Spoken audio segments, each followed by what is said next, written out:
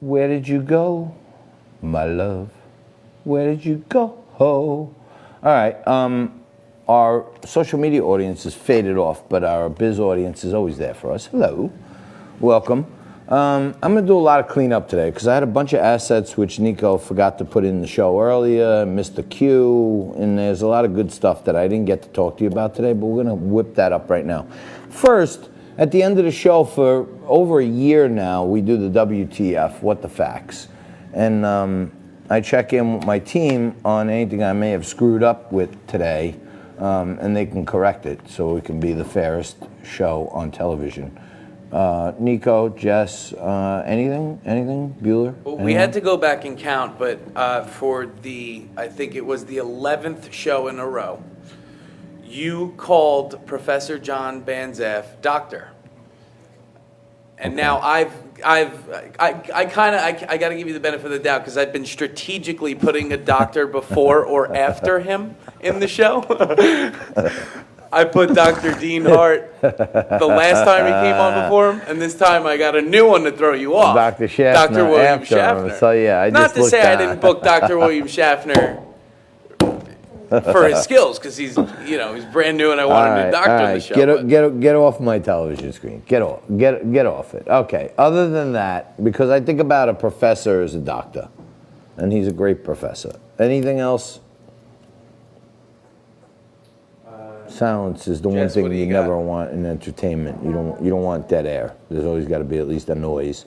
And if you can't hear any noise from my staff, I'm sure you can hear the vacuum cleaner going in the background because Rosa is vacuuming my house like it's her job. I guess it is. But Jess, nothing today? Nothing. Jess, let me tell you something about Jess. She's one of the hardest workers around. She blew off a lunch date today to come to the show and made believe it was a doctor's appointment. So she got extra points for coming in and then sympathy points for not going to the doctor. And it was a pretty clever ploy, if you ask me. I like it. Nice work, Jess. I did have a doctor's appointment that I had to reschedule for 3 weeks from today because I had to come in and work. All right. Well, there you have it. That's from Jess herself, and she says she did have a doctor's appointment today. All right. Kamala Harris. Let's go through some of my leftover assets. This is like the land of misfit toys. Everything that's left over will come to you in the final segment, or probably the best segment of the show, to be honest with you.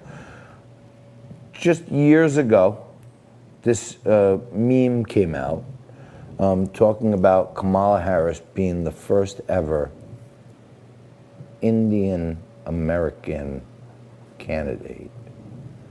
In 2016, California's Kamala Harris becomes the first Indian American U.S. Senator.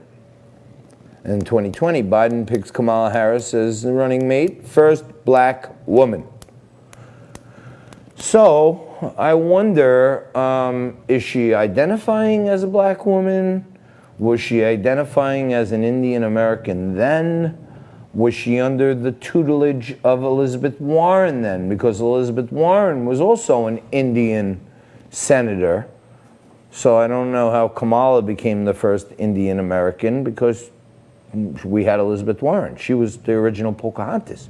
And now she's the first ever black senator. So a little confusing, but I go on. I fit this in a little earlier, but there's all this screaming and yelling, this bull crap about how Donald Trump is taking mailboxes off the street and they don't want to disenfranchise people. There's an article out, a study, and this study goes back to 2017 and talks about the performance of the U.S. Postal Service for the 5 years before, when Obama was president. President Trump has faced backlash over recent measures the Postal Service has taken to reduce service, including removal of mailbox collection from street locations. Removing and eliminating mailboxes is nothing new and something that took place quite a bit during the Obama administration. A pair of Inspector General report provide details regarding the removal of thousands of mailboxes in the U.S. during Obama's second term. So Obama removed thousands of emails, thousands. And the big narrative now to go with the Russia collusion, the Ukraine, the collusion delusion, the impeachment, all this other crap, okay? Now it's mailboxes, and you got people out there putting up pictures from 2016 when Obama was still president and saying that Trump is rounding up mailboxes. So yeah, he's rounding up mailboxes. While all these wackos in Hollywood and the political elite are rounding up little kids and taking them to Epstein Island, we got to worry about, oh, did Trump take down some mailboxes? Anyway, all right, I go on. This week you're going to hear from the #1 sexual harasser in the Clinton Cartel. The man personally, admittedly perjured himself and said that he did not have sexual relations with that woman, Miss Lewinsky. He's getting ready for his big moment on the stage for the Democrats to keep rolling out their role models.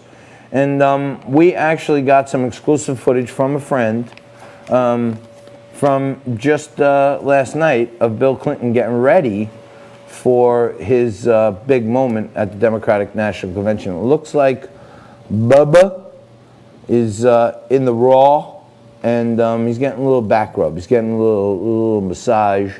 There's probably a good chance that ended with a happy ending, but who knows? You never know what happens with the president, the former president. But that's Slick Willie getting a little rub down before he hits the stage tonight. And what, Nick? Why are you laughing at me? Why? Well, that's his nickname, Slick Willie. You know, never heard that one before? Nick doesn't even know. He's like so oblivious. He's like, Mr. Carter. You know, he's so frank. He's so Vinnie Barbarino. It's funny. But can you give me any of the Cardi B lyrics again? Because I don't think my. Oh, we got 30 seconds left. All right. Disregard the vacuuming upstairs, because Rosa, if she's not going to be down here clinking around glasses and dishes, she's going to be upstairs vacuuming as loud as she possibly could. But okay, Joe Biden did sit down for an interview with Cardi B, and this is the woman who wrote these lyrics. I want to park that Big Mac truck right in this little garage, make it cream, make it scream, out in public, make a scene. I don't cook, I don't clean, but let me tell you, I got that ring. If you don't know what that means, if you don't know, now you know. And what you should know is this: tomorrow we'll be here, same bat time, same bat channel, more liquid lunch.